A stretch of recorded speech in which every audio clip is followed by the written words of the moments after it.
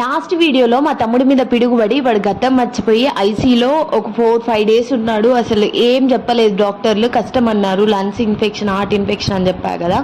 అప్పుడు వాడి అన్నీ మర్చిపోయాడు అనమాట. జస్ట్ రిలేషన్స్ మాత్రమే గుర్తుపెట్టుకున్నాడు. నేను మా అమ్మ జస్ట్ మా కాళ్ళ శబ్దం వింటే చాలు వాడు లేచి కూర్చొని మమ్మల్ని రా పని పిలిచేదనమాట ఐసీ లోపలికి.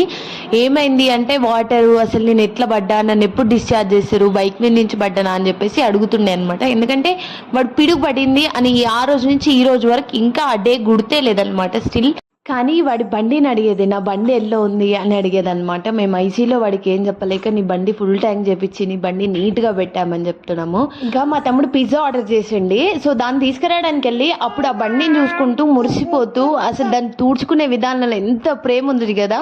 హాస్పిటల్లో కాపాడిన మా మీద అయినా ఉందో లేదో కానీ ఆ బండి మీద అంత ప్రేమ ఉంది వాడికి అసలు.